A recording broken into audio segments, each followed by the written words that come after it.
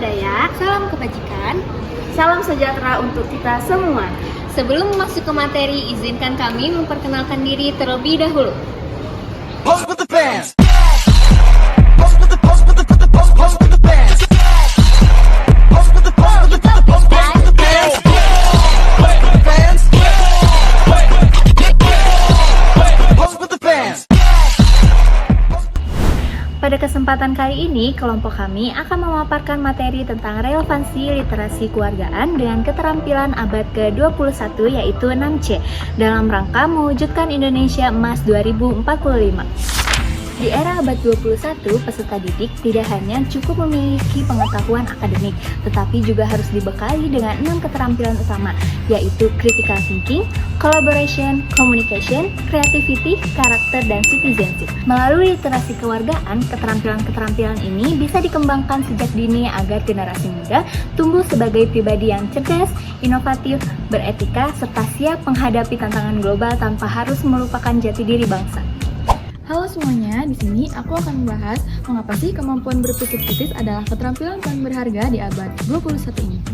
Di tengah derasnya arus informasi, kemampuan untuk memilah, menganalisis, dan mengevaluasi data bukan lagi sekedar keahlian tambahan, melainkan sebuah keharusan. Berpikir kritis adalah fondasi bagi pengambilan keputusan yang rasional dan penyelesaian masalah yang efektif, baik dalam ranah profesional maupun personal. Menurut Putri dan Subandi pada tahun 2018, berpikir kritis merupakan kemampuan untuk memahami suatu permasalahan secara mendalam, menemukan ide-ide untuk mengatasi masalah tersebut. Kenapa sih berpikir kritis itu sangat penting? Yang pertama adalah kebebasan dalam berpikir dan punya kepemilikan 100% atas keputusan kita. Selanjutnya, kita memiliki pemikiran yang terbuka, maksudnya menjadi lebih aware akan argumen atau ide lain yang bisa juga sama-sama valid. Selanjutnya, kita dapat memahami nuansa adalah salah satu inti dari literasi. Contohnya, banyak orang yang bisa membaca dan menulis, tapi untuk memahami apa yang ditulis dan dibaca itu masih sangat minim atau rendah dalam fungsional literasi.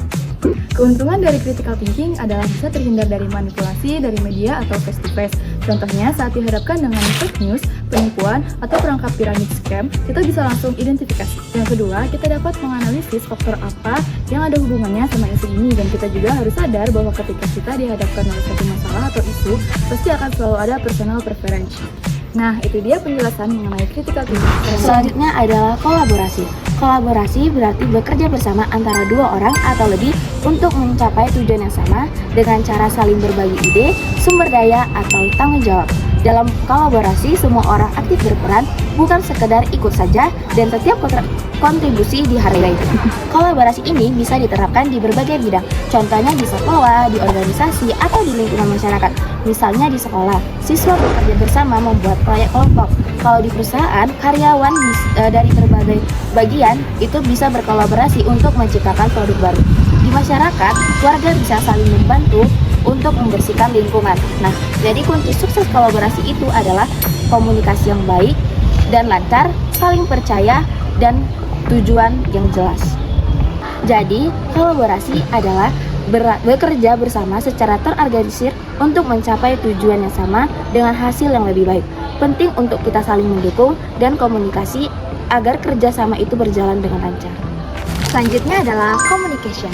Communication adalah keterampilan untuk menyampaikan gagasan, informasi, emosi, dan pendapat secara efektif kepada orang lain. Dalam konteks abad 21, komunikasi tidak hanya sebatas berbicara atau menulis, tapi mencakup yang pertama komunikasi lisan, tulisan, dan visual, kedua komunikasi digital melalui media sosial, platform daring atau teknologi komunikasi modern, dan yang ketiga adalah kemampuan mendengarkan aktif atau active listening. Dengan kata lain, communication berarti mampu menyampaikan pesan yang jelas, persuasif, etis, dan sesuai konteks. Selanjutnya adalah relevansi communication dalam mata kuliah literasi keluargaan. Mata kuliah literasi keluargaan membahas keterampilan, pengetahuan, dan sikap yang dibutuhkan untuk menjadi warga negara yang cerdas, kritis, dan bertanggung jawab. Nah, disinilah communication menjadi kunci, yaitu yang pertama penyampaian aspirasi warga negara. Mahasiswa belajar bagaimana mengemukakan pendapat dalam forum musyawarah, diskusi publik, atau media sosial. Yang kedua, dialog demokratis, yaitu komunikasi diperlukan untuk memahami sudut pandang berbeda dan mencari kesepakatan. Dan yang ketiga adalah mencegah terjadinya disinformasi, yaitu kemampuan berkomunikasi yang kritis, mencegah penyebaran berita bohong. Yang selanjutnya adalah contoh penerapan communication dalam mata kuliah literasi kewargaan. Yang pertama adalah diskusi kelas tentang isu politik, di mana mahasiswa belajar mengungkapkan pendapat dengan argumen yang logis. Yang kedua, debat pro kontra tentang kebijakan pemerintah, di mana mahasiswa dilatih untuk menyampaikan ide dan data sekaligus menghargai lawan bicara. Yang ketiga adalah kampanye digital literasi kewargaan, di mana mahasiswa membuat konten edukatif di media sosial dengan bahasa yang komunikatif. Creativity atau kreativitas bisa kita pahami sebagai kemampuan seseorang dalam menemukan ide-ide baru, menemukan cara dalam menyelesaikan masalah, dan juga mengekspresikan diri dengan cara yang unik. Jadi, kreativitas bukan hanya sekedar seni, tapi kemampuan seseorang dalam berpikir, dalam terbuka dan inovatif. Kreativitas sangat penting dalam menumbuhkan karakter anak. Kreativitas bisa membantu anak menjadi lebih percaya diri, mencoba hal yang baru, dan tidak mudah menyerah dalam menghadapi tantangan. Guru dan sekolah mempunyai peran yang besar dalam memberi ruang kepada anak-anak supaya menjadi lebih bisa berkreasi dengan bebas.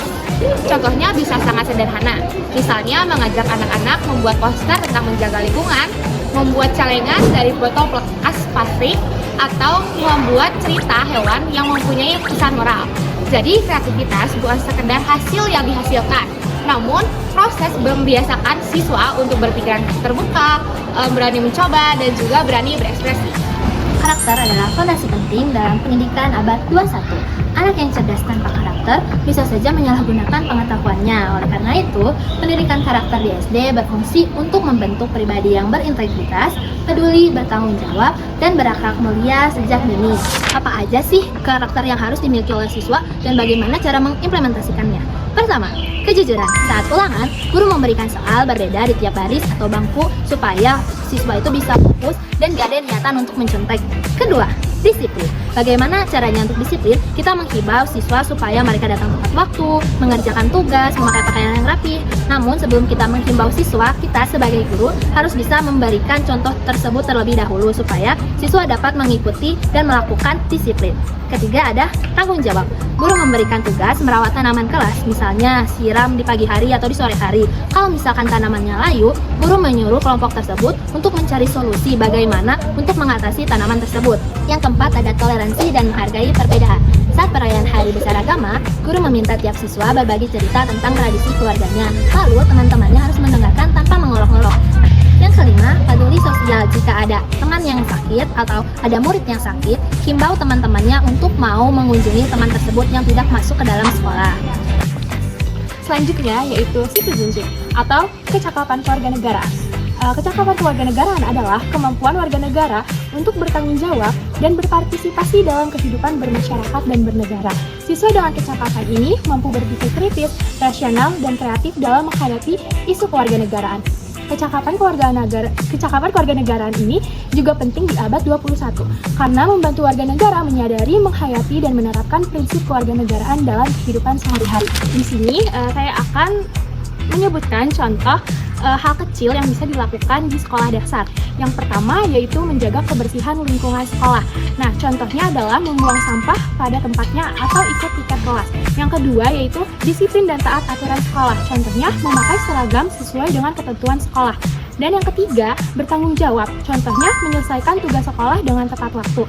Yang keempat yaitu gotong royong dan kerjasama. Contohnya berbagi alat tulis atau meminjamkan alat tulis dengan teman yang membutuhkan. Yang kelima yaitu cinta tanah air. Contohnya menghormati bendera merah putih saat upacara. Berdasarkan pembahasan yang sudah dipaparkan, dapat disimpulkan bahwa 1. Yaitu critical thinking melatih siswa menganalisis masalah, berpikir logis, dan menemukan solusi terbaik. 2. Collaboration yaitu membiasakan kerjasama yang saling menghargai untuk mencapai tujuan bersama. Dan yang ketiga, communication yaitu menumbuhkan kemampuan menyampaikan ide secara jelas, efektif, dan beretika. 4. Creativity mendorong siswa untuk berpikir terbuka, berinovasi, dan menghasilkan gagasan baru. 5. Karakter yaitu membentuk pribadi yang jujur, disiplin, bertanggung jawab, dan berakhlak mulia. Yang keenam, citizenship yaitu menanamkan kesadaran akan hak, kewajiban, serta rasa cinta tanah air dan bangsa. Dengan mengintegrasikan literasi kewargaan ke dalam 6C ini, generasi muda akan tumbuh sebagai warga negara yang kritis, inovatif, berkarakter, dan bertanggung jawab. Semua itu menjadi modal utama untuk mewujudkan Indonesia Emas 2045, bangsa yang maju, berdaya saing, dan tetap berpegang pada nilai kebangsaan. Sekian pemaparan dari kelompok kami, banyak salah kata dan kurangnya kami mohon maaf yang sebesar-besarnya. Wassalamualaikum warahmatullahi wabarakatuh.